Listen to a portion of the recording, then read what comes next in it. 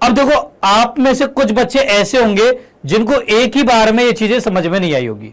अच्छा बच्चों, क्या आपने एक चीज पर गौर किया कि बेटा आपकी क्लास में काफी ऐसे बच्चे होते हैं जिन्हें एक बार में सब कुछ समझ में आ जाता है, वो एक ही बार में समझ के क्वेश्चन भी लगाने लग जाते हैं, जबकि कुछ बच्चे ऐसे होते हैं जिनको एक बार में समझ में नहीं आता, उनसे क्वेश्चन ही नहीं बनते।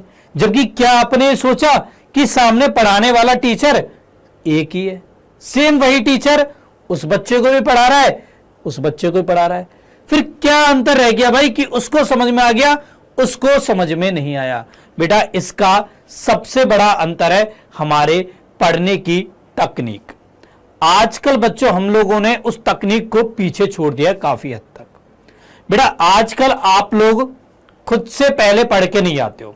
देखो आप लोगों ने यार एक्चुअलिटी में ना जो कोचिंग है ना उनका मतलब ही बदल दिया है। आजकल कोचिंग से ना बेटा उसको आपने अपना एकमात्र सहारा बना लिया है, जबकि एक्चुअलिटी में कोचिंग बेटा एकमात्र सहारा नहीं है, वो बस आपको सपोर्ट करने के लिए। बच्चों पढ़ने का जो सबसे बेस्ट तरीका है ना वो ये है कि सबसे पहले आप खुद से किसी टॉपिक या कंसेप्ट को किताब में से पढ़िए, देन उसके बाद में आप उस टॉपिक को या कंसेप्ट को या क्वेश्चंस को क्लास में करिए। इससे बच्चों आपको यह फायदा होगा कि यदि आपको पहली बार में वो टॉपिक अच्छे से समझ में आ गया तब तो बेटा आपका वो टॉपिक क्लास में और ज्यादा स्ट्रांग हो जाएगा। और यदि आपको कोई कंसेप्ट समझ में नहीं आया, कोई क्वेश्चन समझ में नहीं आया किताब से, तो आप उसको क्लास में अच्छे से समझ सकते हो, आप अच्छे से क्वेश्चन लगा सकते हो बेटा। ठीक है, देखो बेटा जो पढ़ने की जिद होती है ना ये बहुत इंपॉर्टेंट होती है।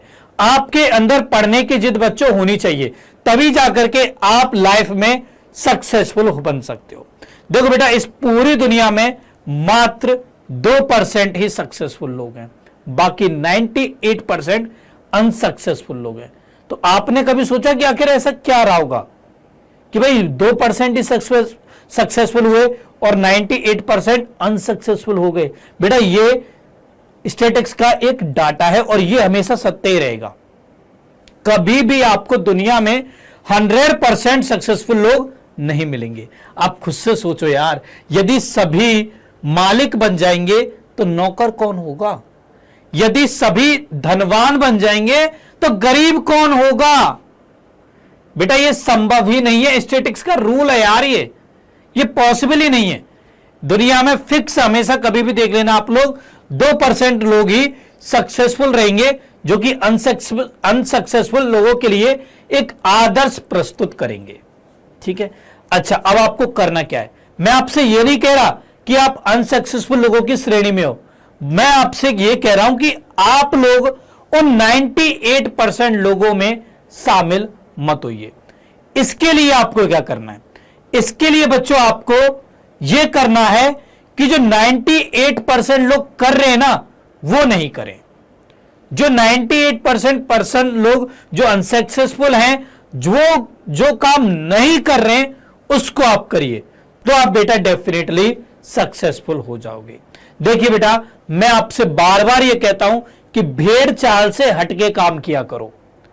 आपने देखा होगा कि आपके आसपास में काफी ऐसे दोस्त हैं जो कि पहले से कुछ पढ़ के नहीं रखते हैं, क्लास में आके डायरेक्ट पढ़ने लग जाते हैं, फिर क्लास में आके सोचते हैं यार ये तो समझ में नहीं आया, सर ने समझाया नहीं अच्छे से। अरे भाई उसकी तरफ भी तो देखो जिसको समझ में आ गया, आखिर उसमें ऐसा क्या था जो तेरे में नहीं है? क्या भगवान ने उसको अलग दिमाग दिया?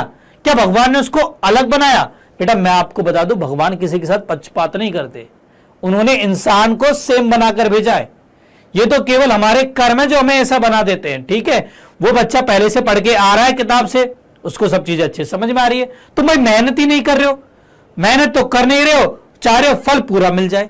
क्या ऐसा संभव है? भगवान किसने भी गीता में कहा है कर्म करो, फल की इच्छा मत करो। कर्म करो यार, कर्म करना चाहिए बेटा, और कर्म ये पहले से पढ़ाई किया करो। ठीक है, पढ़ने की जिद ये बेटा बहुत इंपॉर्टेंट है। ठीक है, जिस दिन आपके अंदर ये जिद पैदा हो गई ना उस दिन आपको रोकने वाला कोई नहीं होगा। ठीक है, ओके बच्चों, चलिए।